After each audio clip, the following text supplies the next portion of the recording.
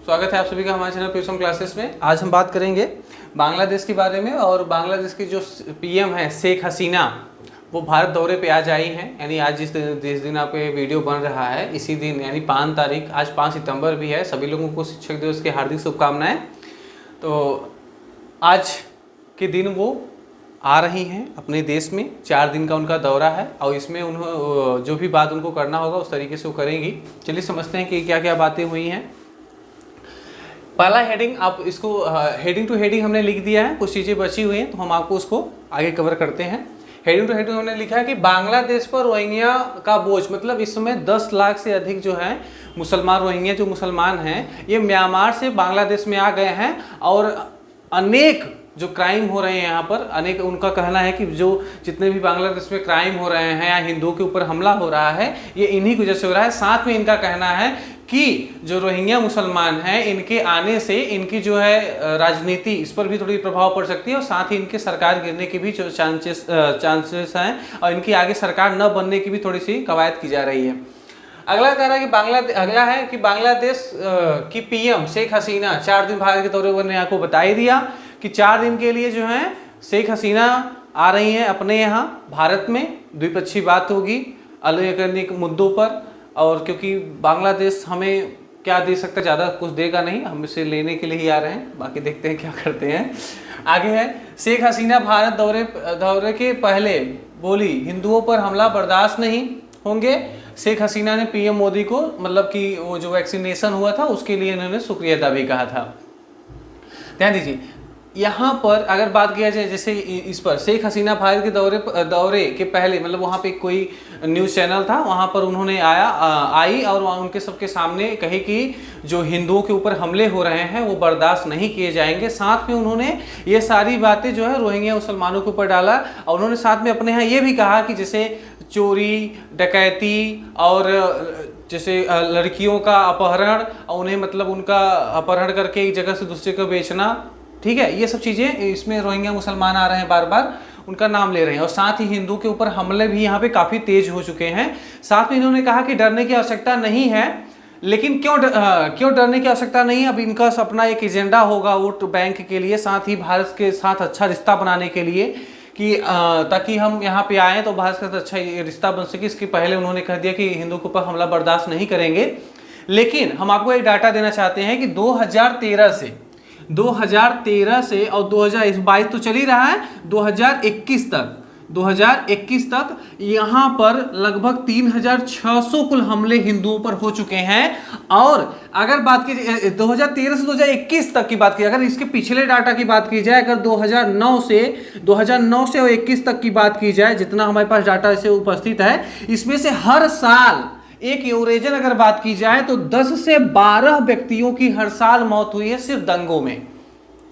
अब किस पर ये दावा कर रही हैं हमें तो नहीं पता, ये जाने और इनके सरकार जाने, इनका कानून व्यवस्था जाने, जिस तरीके से कर रही हैं कि हिंदुओं के ऊपर हमला बर्दाश्त नहीं किया जाएगा। बताइए अपने यहाँ कितने दंगे हो रहे हैं। अगर आप यही चीज सोचिए, अपने यहाँ के जो ऐसे व्यक्ति हैं, अल्पसंख्यक हैं, भारत में अल्पसंख्यक हैं, या मुसलमान, अपने यहाँ मुसलमान जो है अल्पसंख्यक हैं, अगर उनकी बात ये की जाए तो कम से कम 56-57 देश जो भी हैं इस्लामिक, सब हमारे ऊपर चढ़ बैठेंगे, चिल्लाएंगे, अमेरिका अलग से चिल्लाएगा। लेकिन इन हिंदुओं के लिए कोई है कि नहीं है? कोई देश बना है कि नहीं बना है? बताइए, कोई देश बना है? कोई यूनाइटेड नेशन है? कोई भी ऐसा संगठन जो हम लोगों को बचा सके या हिंदुओं को बचा सके? लेकिन नहीं। अब सोच लीजिए 10 से 12 हर साल खत्म हो रहे हैं यहाँ पर। साथ ही जब से बांग्लादेश आज़ाद हुआ, यानी बांग्लादेश कब आज़ाद हुआ था आप सबको पता ही होगा, नहीं पता होगा तो हम अपना वीडियो इसमें डाले भी हैं, आप जाकर के उसको देख सकते हैं।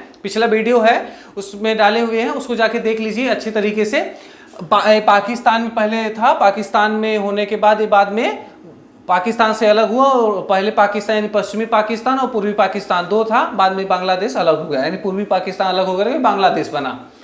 अब 2009 से सोचिए इतनी भारी संख्या में वहाँ हिंदुओं पर हमला हो रहा है। साथ ही वहाँ पर हिंदुओं का जो है संख्या लगातार घटती जा रही है। किस आधार पे लोग कह रहे हैं कि हिंदुओं पर कोई भी, हिंदुओं को मतलब डरने की आवश्यकता नहीं है हमारी सरकार रहते हुए? मतलब एक कौन सी बात हो गई, आपकी सरकार है तो मतलब दूसरा कोई आएगा तो मार के खा जाएगा?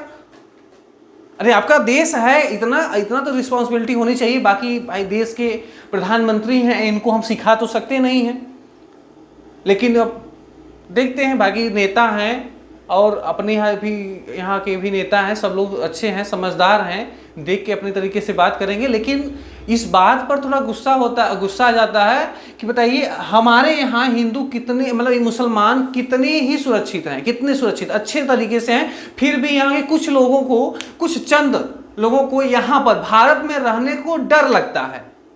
भारत में उनको ये डाटा दिखना चाहिए। कुछ ऐसे अपने यहाँ के मुसलमान हैं जो भारत में उन्हें डर लगता है, वो पाकिस्तान जाके रह लें, इजराइल जाके रह लें, हाँ, और जहां पर बमबारी, छोड़िए कहीं मत जाएं, इनको भेज दिया जाए अफगानिस्तान, जहां पे हैं, जो भी इनको भारत में जिनको डर लगता है, कहते हैं ना कि भारत में हमें डर लग रहा है, तो भारत में अगर आपको डर लगता है तो आप सीधे फ्लाइट पकड़िए, और फ्लाइट पकड़ करके, इतना पैसा तो आपके पास होगा ही, नहीं होगा तो आप एक बार फोन कर दीजिए, लोग चंदा लगा करके आपको भेज देंगे, और जाइए आप वहीं पर रहिए अफगानिस्तान में मस्त से, वहां अच्छी सरकार है और खूब खुश रहिए वहां पर। ये डाटा देखिए 2009 से देखा जाए 2021 तक, तो 10 से 12 हिंदुओं का हर साल केवल दंगा में, मतलब ये बात नहीं बीमारी से मरे हैं, ऐसा नहीं, एक्सीडेंट हुआ ऐसा नहीं है, ये दंगा जो होता है एक्सीडेंट नहीं होता है, ये सिर्फ और सिर्फ केवल भड़का के मारना, और एक पूर्व निश्चित होता है कि हमें मारना है। ये कौन सी, मतलब हिंदू, मतलब क्या करें अब बताइए। अगला है, शेख हसीना ने पीएम मोदी जी को शुक्रिया कहा, किसके लिए, तो वैक्सीन के लिए, और साथ ही जो अपन भारत ने बांग्लादेश को वैक्सीन प्रोवाइड कराया वहाँ वैक्सीनेशन के लिए, साथ ही जब यूक्रेन में बांग्लादेशी छात्र फंसे थे और वहाँ से अच्छी तरीके से, जिस तरीके से भारत के छात्र यूक्रेन में फंसे थे और वहाँ पे भारत जा करके अच्छी तरीके से अपने छात्रों को अपने देश में लौटाया, रेस्क्यू किया, रेस्क्यू ऑपरेशन चलाया, और बांग्लादेश के भी छात्रों को वहाँ से निकाला गया बहुत अच्छी तरीके से, उसके लिए भी इन्होंने शुक्रिया कहा। आगे एआई हैं, अभी भारत में 4 दिन तक रहेंगी, और किन किन मुद्दों पर बातें होंगी, बात जैसे जो भी होगी, जैसे भी न्यूज में आएगा किस तरीके से बातें होंगी, और आपको एकदम विधिवत उदाहरण के साथ अच्छी तरीके से हम यहाँ पे आपके सामने आ जाएंगे समझाने के लिए।